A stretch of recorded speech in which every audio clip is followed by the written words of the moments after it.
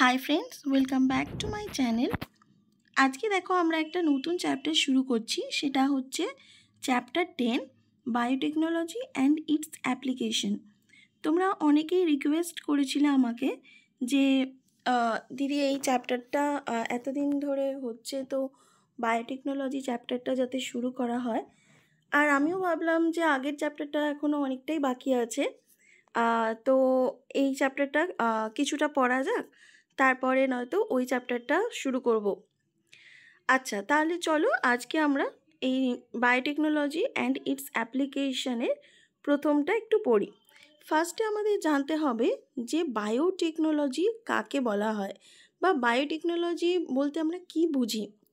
দেখো, বায়োটেকনোলজি একটা সাবজেক্ট যেখানে আমরা সমস্ত মানে জেনেটিক্যালি মডিফাইড কোনো কিছু অর্গানিজম বা ক্রপস এই ধরনের তৈরি করা হয়।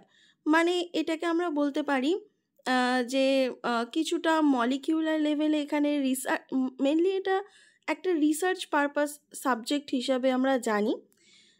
ধরো এখনকার দিনে অনেক আমরা দেখতে পাই যে জেনেটিক্যালি মডিফাইড অর্গানিজম, মানে ধরো যে সমস্ত অর্গানিজম আছে তার থেকে কিছু সেটাতে কিছু জিনেতে আমরা কিছু চেঞ্জ করে দিলাম, বা ধরো এমন কিছু ক্রপ আছে যেটার ধরো জিনে চেঞ্জ করে দেওয়ার জন্য সেটা অনেক মানে হাই ইল্ড পাওয়া যায়, মানে সেটা আমরা অনেক বেশি পরিমাণে পাচ্ছি, তার গ্রোথ ভালো হচ্ছে। তো যে সমস্ত তারপরে এছাড়া আমরা অনেক অ্যান্টিবায়োটিক্স পেতে পারি এই জেনেটিক মডিফিকেশন করে। তো এই সমস্ত জিনিস যেখানে হয়, মানে এই সমস্ত টেকনোলজিক্যাল যে সমস্ত জিনিসপত্র আছে যেখানে আমরা আলোচনা করি, সেই সাবজেক্টটাকে আমরা বলবো বায়োটেকনোলজি। বেসিক্যালি এই সাবজেক্টটা নিয়ে অনেকে বিএসসি এমএসসিও করে, এখানে রিসার্চ পারপাসে অনেক কিছু আছে। এটা একটা হিউজ সাবজেক্ট যেটা নিয়ে মানে বলতে তোমরা আরও অনেক জায়গায় পড়াশোনা করলে বুঝতে পারবে যে এই মানে এই চ্যাপ্টার বা এই সাবজেক্টের গুরুত্ব ঠিক কতটা। তো চলো আমরা ফার্স্টে দেখি যে এটা কি বলছে।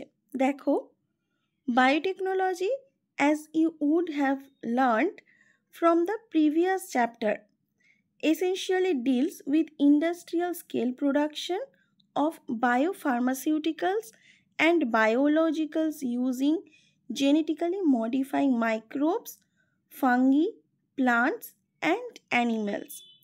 আমি এতক্ষণ ধরে তোমাদের যে জিনিসটা বললাম যে এই বায়োটেকনোলজি জিনিসটা, এটা আমরা ইন্ডাস্ট্রি স্কেলেও ইউজ করতে পারি।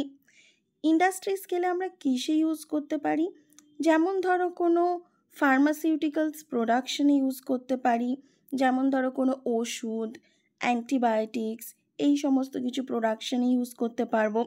সেখানে আমরা কি ইউজ করি, জেনেটিক্যালি মডিফাইড অর্গানিজম, সেই অর্গানিজমের মধ্যে কারা কারা পড়তে পারে, যে কোনো ধরনের মাইক্রোবিয়াল জিনিসপত্র, যেমন হচ্ছে যে কোনো ফাঙ্গি, প্লান্টস, অ্যানিমালস, এই সমস্ত জিনিস, এই সমস্ত হচ্ছে লিভিং অর্গানিজমসরা হচ্ছে এই জেনেটিক্যালি মডিফাইড মানে হিসাবে ইউজ করা হয়। তাদের জিনটাকে চেঞ্জ করে আমরা বিভিন্ন রকম ভাবে সেগুলোকে ইউজ করতে পারি ইন্ডাস্ট্রিতে বা রিসার্চ পারপাসে, যাতে আমাদের মানে আরও আমাদের হাই অ্যাপ্লিকেশন পাওয়া যায় সেই জন্য। The application of biotechnology include therapeutics, diagnostics, genetically modified crops for agriculture, processed food, bioremediation, waste treatment and energy production. দেখো, এখানে বলেছে যে বায়োটেকনোলজি কোথায় কোথায় অ্যাপ্লিকেশন হয়। আগে যেটা আমরা এতক্ষণ ধরে দেখলাম সেটা বলছে বায়োটেকনোলজি জিনিসটা কি, সেখানে বলছে যে এখানে মূলত ইন্ডাস্ট্রি স্কেলে আমরা প্রোডাকশনে, ইন্ডাস্ট্রি স্কেল প্রোডাকশনে ইউজ করা হয়। যেমন হচ্ছে বায়োফার্মাসিউটিক্যালসে, তারপরে ধরো কোনো থেরাপিউটিক্স ড্রাগসে, এখানে আমরা ইউজ করি। এখানে তারপরে বলছে অ্যাপ্লিকেশন কী কী আছে।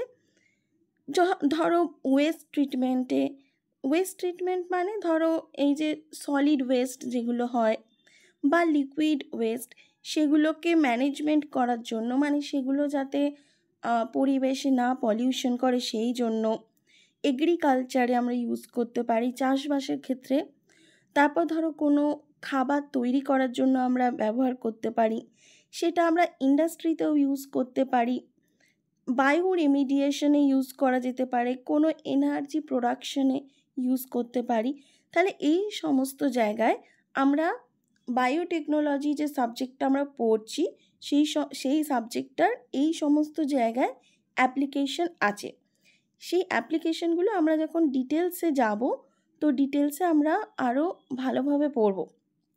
এখানে জাস্ট একটা ইন্ট্রোডাকশন দিচ্ছে। তারপর কি বলছে চলো দেখি।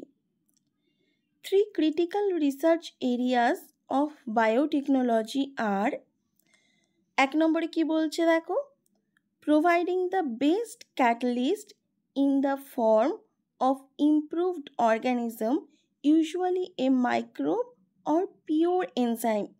মানে ধরো কোনো একটা ক্যাটালিস্ট হিসাবে পাওয়ার জন্য, বেস্ট ক্যাটালিস্ট মানে যেটা হচ্ছে কোনো এনজাইম প্রডিউস করবে বা কোনো মাইক্রোবস যেটা আছে, কোনো ধরো একটা মাইক্রোবস ধরো আছে, তো সেইটার যদি জেনেটিক্যালি মডিফাইড করে আমরা সেটাকে আরও ইমপ্রুভ করতে পারি সেই অর্গ্যানিজমটাকে, তো আমরা এই কাজটা করতে পারি। এটা হচ্ছে একটা রিসার্চ এরিয়া। 2 নম্বরে কি বলছে, creating optimal condition through engineering for a catalyst to act. এখানে বলছে যে এখানে একটা টার্ম শুনবে তোমরা, বায়ো ইঞ্জিনিয়ারিং। তো সেই বায়ো ইঞ্জিনিয়ারিংটাও হচ্ছে এই বায়োটেকনোলজি এই সাবজেক্টটার মতনই পড়ে যায়। তো এখানে বলছে যে সেই ক্যাটালিস্টগুলো একটা অপটিমাম কন্ডিশন ক্রিয়েট করার জন্য হচ্ছে আমরা সেখানে ইউজ করতে পারি, সেটা নিয়ে আমরা গবেষণা করতে পারি যে সেটা কিভাবে আরও বেশি হাই ইল্ড প্রোডাকশন দেবে। আর 3 নম্বরে কি বলছে, downstream processing technologies two purify the protein or organic compound. এখানে একটা টার্ম আছে ডাউনস্ট্রিম প্রসেসিং। ডাউনস্ট্রিম প্রসেসিং বলতে কি বোঝাচ্ছে, ধরো কোনো ইন্ডাস্ট্রিতে কোনো একটা জিনিস প্রডিউস হলো, তো সেই প্রডিউস হওয়ার পরে যে প্রোডাক্টটা তৈরি হচ্ছে, ধরো A+B, সেখান থেকে আমরা পাচ্ছি C+D। তো এই C+D যেটা হচ্ছে, ধরো সিটা আমাদের মেন প্রোডাক্ট, তার সাথে আমি কিছু হচ্ছে আরও এক্সট্রা যেটাকে আমরা বলি অশুদ্ধি, তো সেইগুলো আমরা পেতে পারি। তো সেইগুলোকে পিউরিফাই করার জন্য, মানে C+D, সেখান থেকে আমি ডিটাকে সরিয়ে কিভাবে শুধু সি প্রোডাক্টটা পাবো, সেইটাকে বলছে ডাউনস্ট্রিম প্রসেসিং। তো সেই প্রসেসিংয়ে পিউরিফাই করার জন্য হচ্ছে আমরা এই ধরনের টেকনোলজি ইউজ করি। নেক্সট কি বলছে, let us now learn how human beings have used biotechnology to improve the quality of human life, especially in the field of food production and health. তাহলে এখানে কি বলছে যে দেখো, বলছে তাহলে আমরা এই চ্যাপ্টারটার মধ্যে কিভাবে কি পড়ব, যে হিউম্যানস কিভাবে বায়োটেকনোলজিটাকে ইউজ করে আমাদের কোয়ালিটি অফ লাইফটাকে ভালো করছে, ইমপ্রুভ করছে। তাছাড়া কিভাবে ফুড প্রোডাকশন আরও বেশি করে পাওয়া যাচ্ছে, কিভাবে আমরা হেলদি থাকছি, তো সেই সমস্ত জিনিসগুলো হচ্ছে আমরা এই চ্যাপ্টারটার মধ্যে পড়ব। তো আজকে তাহলে এই পর্যন্তই থাক। তোমরা বুঝতেই পারছো যে আমার গলার অবস্থা আজকে খুবই খারাপ, কাশি হচ্ছে, ঠান্ডাও লেগেছে। আমি চেষ্টা করব তোমাদের অল্প অল্প করে রোজ পড়ানোর, কারণ আমার ডিউটিও আছে।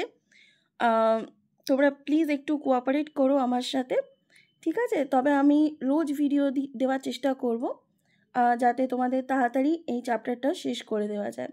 ওকে, থ্যাংক ইউ, টাটা।